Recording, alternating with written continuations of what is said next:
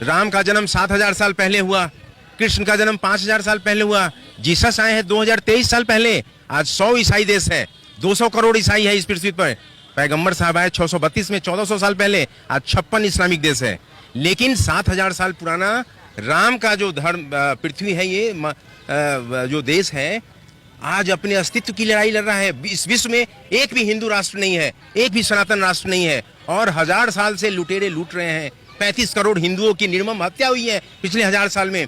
और ये कम्युनिस्ट लोग गरीबों और अमीरों को बीच में बांट के, हिंदुओं को बांट के लड़ाना चाहते हैं, ताकि हिंदू लड़ता रहे, कमजोर होता रहेगा, ताकि फिर से लूटते रहेंगे। और यही काम हुआ आजादी के बाद। एक गौर से सुनिए सभी लोग, आजादी के समय 47 में जिस दिन आजादी हुई, उस दिन 33% जमीन दे दिया गया पाकिस्तान को, और बोला गया सभी हिंदू इधर रहेंगे, मुसलमान उस देश में रहेंगे। आजादी का दूसरा दिन, जिस दिन पाकिस्तान बंटवारा हो गया 14 अगस्त को, 15 अगस्त को बोले जो जहां रहेगा वहीं रह जाएगा।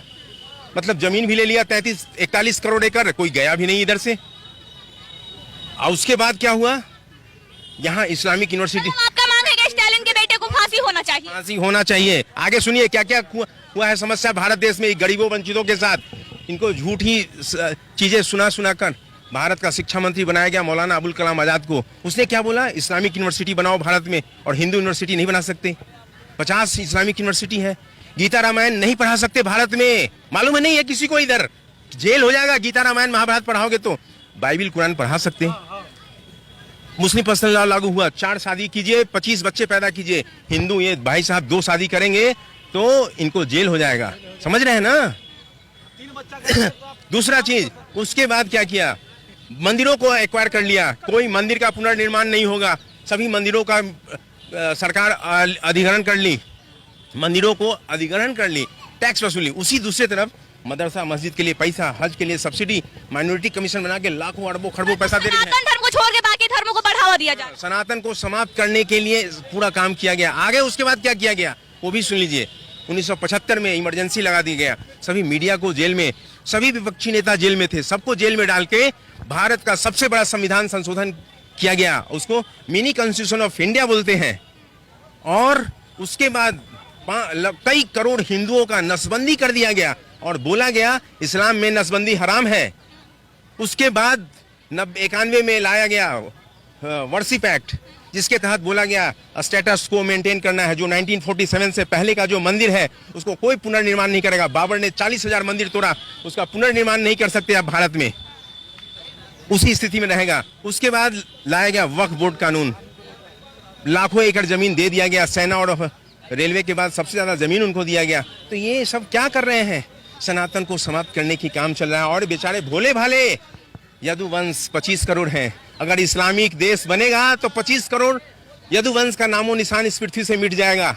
लेकिन ये कोई समझ नहीं रहा है। बहुजन समाज जो है 60 करोड़। अगर रुकिए, अगर देखा जाए तो जो यादव समाज के लोग हैं वो कहते हैं कृष्णा कृष्णा कृष्णा, और जो भी मतलब और भी लोग आते हैं वो राम राम राम कहते हैं। तो यहाँ पे तो लोग खुद ही बटे हुए सनातन वाले ही। मैं बता रहा हूँ, पाकिस्तान, बांग्लादेश, अफगान सब हिंदू था।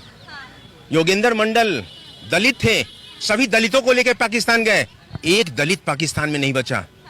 अफगान कांधार गांधारी का जगह था, गांधारी गांधार, कृष्ण शकुनी मामा गांधार के थे, एक हिंदू नहीं बचा।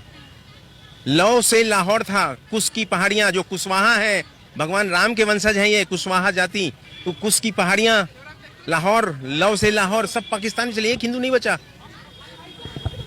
मतलब आप हिंदुओं को खत्म करने की साजिश की जा रही है। अच्छा हिंदुस्तान हमारा, मातृभूमि को बचाइए आप लोग। एक दलित वंचित को कम्युनिस्ट ब्रेन वॉश करके लाल झंडा पहले पकड़ा देता है कि हिंदुत्व का नाम निशान खत्म किया जा रहा है। ये लाल झंडा पकड़ा के देश के अगेंस्ट में लड़ाई लड़ाएगा, अपने में हिंदू लड़ता रहेगा, और तब तक वो संख्या बढ़ा के बाद में लाल झंडा को हरा झंडा बना देंगे। बंगाल में लाल झंडा 70 साल था, कहाँ चला गया कौन नक्सली, अब हरा झंडा हो गया।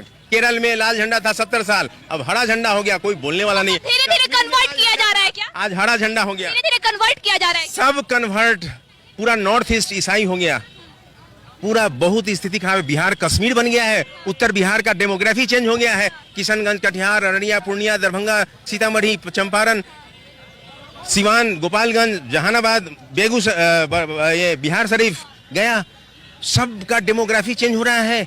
बिहार इस्लामिक स्टेट बनने जा रहा है। बांग्लादेशी इतने बड़े स्तर पे तो दावत से कैसे कह सकते हैं कि बिहार इस्लामिक स्टेट बनने जा रहा जा है? रहा है। आप देखिए, कैसे? आप किशनगंज जाइए, एक बार मोहल्ला घूम के आइए। पटना में दीघा से दीदारगंज, गंगा के किनारे घूम के आइए। अच्छा, ये कर कौन रहा है? विदेश के 56 इस्लामिक देश, इस्लामिक संगठन, अरबों खरबों का पैसा हमारे है। हमारे जो नेता है बिहार के, फिर वो क्या कर रहे बेचारे हैं? सीधे साधे लोग हैं, भोले भाले सनातनी को बेवकूफ बना रहे हैं।